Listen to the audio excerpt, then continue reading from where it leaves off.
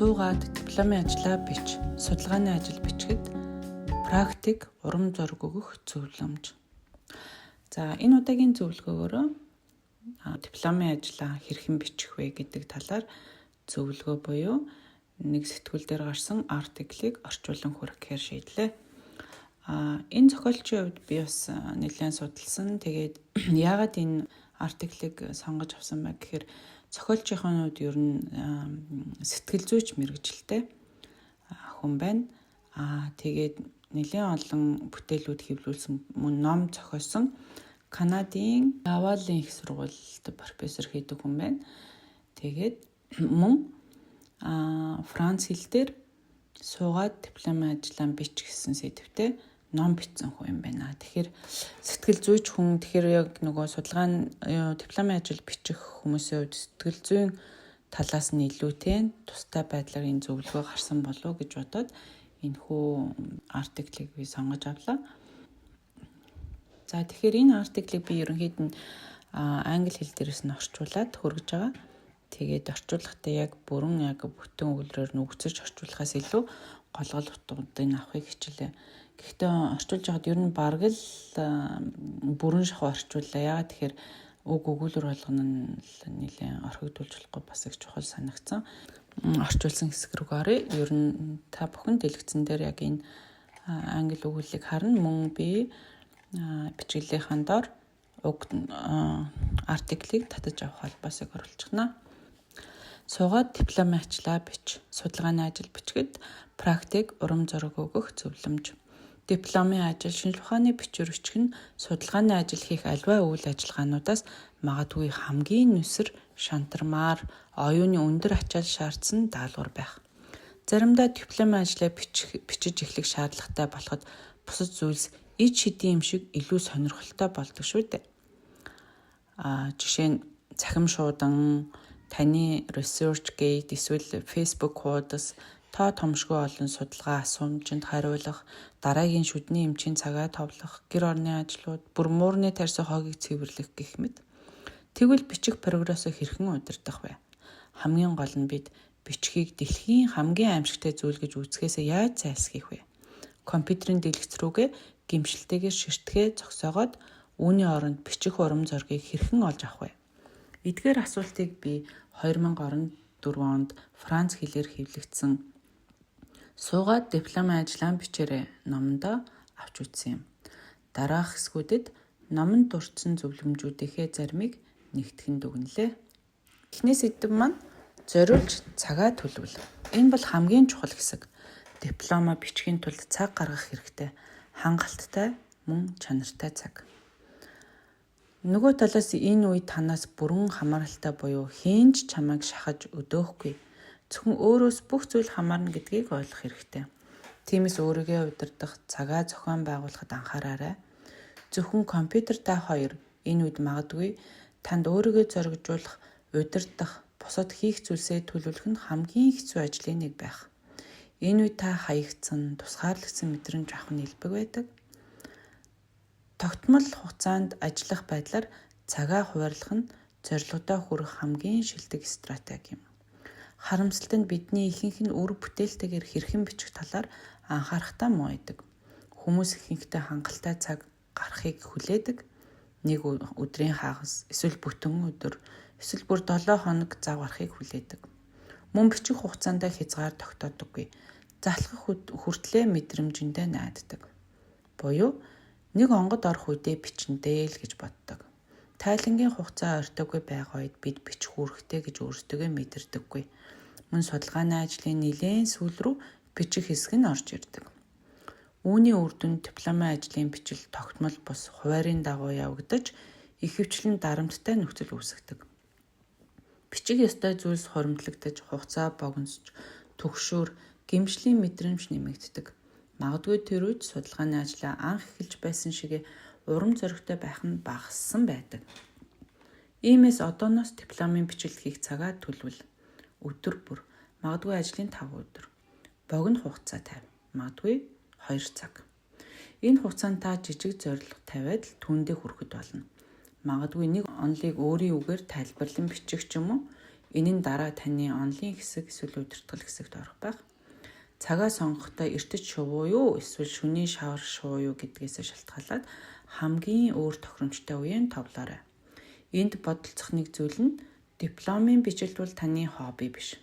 Тиймээс их ажилтай байсан өдрийн дараа эсвэл урт хичээлийн дээр тавих нь тохиромжгүй. Жишээ нь та хүмүүсийн чухал захианд хариу өгдөг бол тэр ажлынхаа дараа нь биш, харин өмнө нь байхаар төлөвлөөрэй.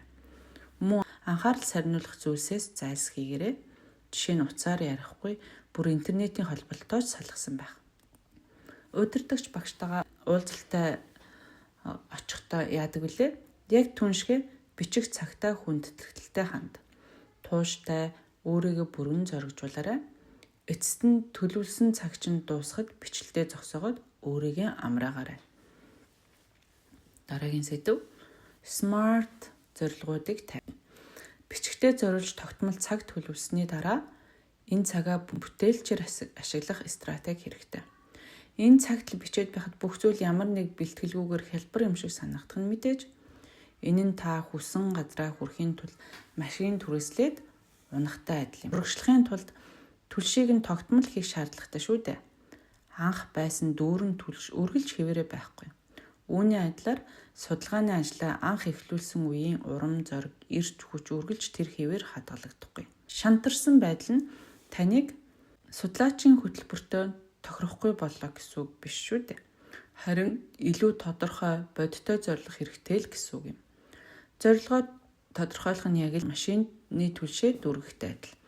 Таныг өдөр бүр урагшлах боломжийг олгоно. Диплом бичгтээ багадаа дараах дөрвөн зорилгыг бодолцох хэрэгтэй. Үүнд нэгдүгээрт нь урт хугацааны зорилго. Магадгүй нэг семестр эсвэл хэдэн 7 хоногийн. Энэ зорилго жишээ нь амралтаараа аялахаас өмнө би ийм хэсгийг дуусгасан байна гэдэг ч юм уу. Хоёрт нь урт хугацааны зорилго бүрээ тодорхой хэд хэдэн жижиг зорилтуудад хуваах. Яг л шатны алхам бүр шиг. Мэдээж энэ жижиг зорилготой хүрэхэд шаардлагатай хугацаа нь дээр төлөвлөж байсан бичих хугацаатай тохирч байх нь чухал. Гуравт нь ингээд өмнөх бүлэгт дурдсан өдөр тутмын цагийн хуваараа төлөвлөх. Мөн хинч анх төлөвлөсөн шигээ тогтмол бүтээлж байж чаддаггүй гэдгийг хүлээн зөвшөөрөөрэй. Хүн бол машин биш. Зарим өдөр магадгүй өгөл өрөөд өөрсдөө дэлгэцэн дээр чинь бичигдэх болно. Яг л танаас салбарын урд үеийн сууднуудын сүнс таны хурууны үзүр шингэсэн мэд. Харин өөр өдрүүдэд нэг бүтэн өгүүлээр бичих түүнд яг ямар үг тохиромжтойг сонгоход ч маш хэцүү мэт байх болно. Өөрийн энэ нөхцөл байдлаа хүлээн зөвшөөр. Гэхдээ л та өдөрт 2 цаг бичгээр төлөвлөсөн. 2 цагта яг анхаарлаа түүндээ хандуулсан уу? Тийм бол та зорилготой хүрчээ. Дөрөвт нь таныг үр дүнтэй байлгах сүүлийн зорилго бол судалгааны ажлын тань тухайн хэсгийн зорилт юм. Аливаа нэг ажлыг эхлэхдээ үргэлж түүний зорилгыг эхэнд нь тодорхойлж бай. Магадгүй явцын дунд уг ажил өөрчлөгдөж болно л доо. Бичгээр суух бүрийнхээ өмнө уг текст, бүлэг эсвэл өгүүллийнхээ зорилгыг тодорхой болгоход цаг зарцуул. Эхнээсээ зорилго чиглэлээ хэр сайн тодорхойлно, тэр чинээгээрээ бичих ажилд нь чиглүүлэгдэнэ. Энд хэлэхэд дипломын ажлаа бичих гэдэг бол хамгийн муу зорилгын нэр юм шүү. За дараагийн сэдв төлөвлөөд бичээд засварлаад мөн дахин давт. Диплом ажлын бичил яг л байшин барихтай адил. Та саяхан цуслангийн газар худалдаж авчээ. Үүн дээрээ мөрөөдлийн байшингаа барихаар шийдлээ гэж бодъё. Хамгийн түрүүнд тоосгоо орж эхлэх үү? Үгүй шүү дээ.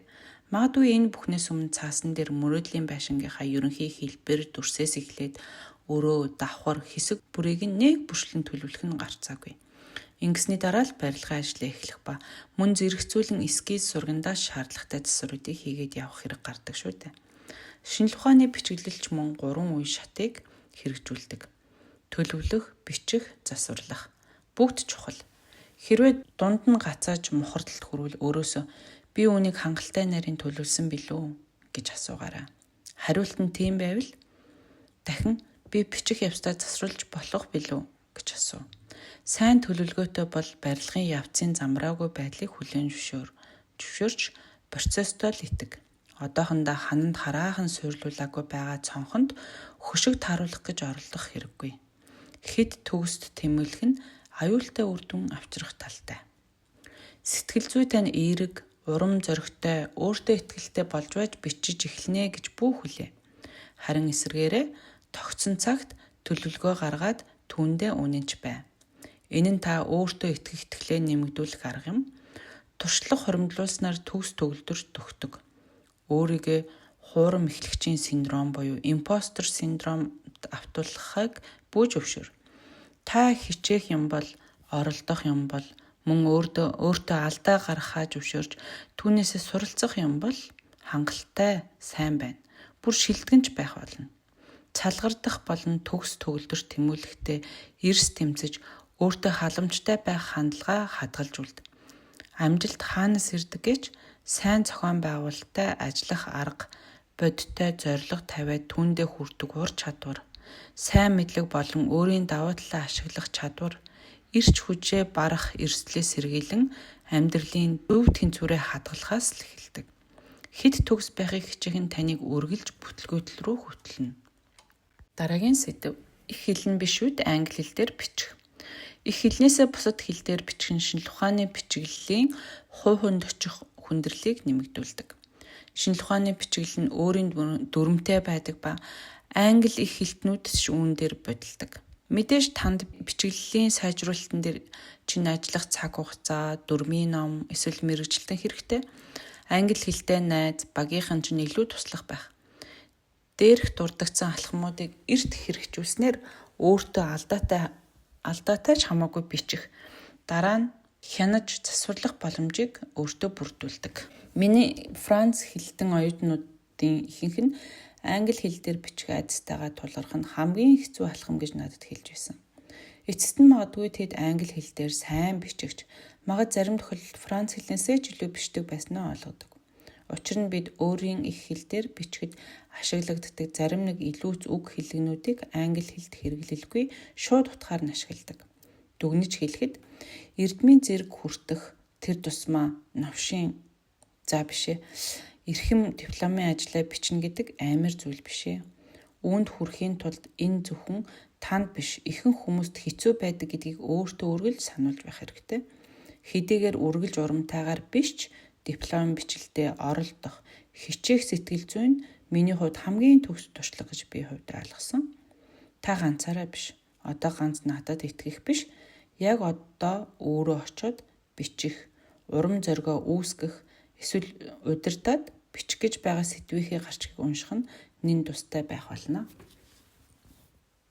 За ингээд энэ удаагийн зөвлөгөөгөөрөө дипломын ажил бичих талаар нэгэн судлаачийн зөвлөгөөг орчуулан хүргэлээ. Та бүхэн таалагдсан гэдэгт итгэлтэй байна. Миний хувьд энэ артиклийг орчуулах явцдаа бас гол авсан дүгнэлт маань гэвэл гол нь цагаа сайн төлөвлөх буюу за 1 сар 2 сар яг бүтэн суугаад бичнэдэ гэж яг энэ бол бас хүмүүсийн хэрэгэлдэг түгээмэл арга нэг.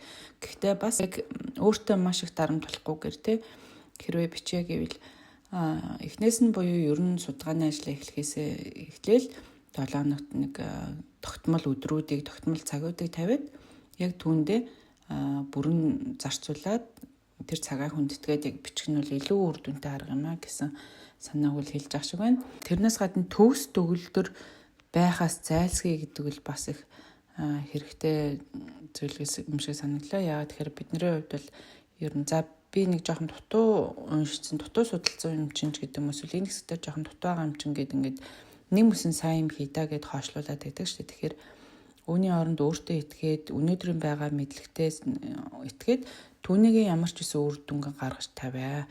Дараагийн удаад сайжруулах боломж гарвал сайжруулах тохиолдол гарах бүрд яг өмнө хийсэн тэр хэсэг дээрээ сайжруулалт хийгээд яв дипломын ажлын ерөнхий арга асуудал юуны төрөнд гараад сэдв тус бүр дээрээ за энэ хэсэгт би ийм агуулга, ийм онлын хэсгийг оруулна. Энэ хэсэгт туршилтынхаа ийм хэсгийг нь би энэ хэсэгт нь оруулна. Энэ дээр нь ийм оруулна гэдэг. Ингээд төлөвлөсний дараа дипломын ажил бол харьцангуй одоо яг чиглэлтэй болчихж байгаа болохоор бичгэд илүү хэлбэр болох байх. Тэгэхээр төгс юм хийхээс илүү өнөөдрийнхэн байгаа үр дүнг илүү баталгаажуулаад баримжуулаад явах нь илүү чухал юм шиг санагдсан. Англи хэл дээр буюу бидний их хоёр дахь хэл дээрээ бид бичгэд бас энэ бол хүндрэл учирдаг. Гэхдээ одоогийн нэг технологийн төвчлөл нь бол хиймэл оюун буюу generative AI-г ашиглаад бид бичсэн драфтаа одоо сайжруулах илүү бараг л төгс болгох тийм боломж бол бүрдсэн байгаа. Гэхдээ энэ дээр нэг анхаарах зүйл нь болохоор судлаачдын хувьд за одоо чинь юу гэдэг нэг бүлэг параграф бичээд түүнийг хиймэл оюун хэрэгслээр сайжрууллаа гэж үү.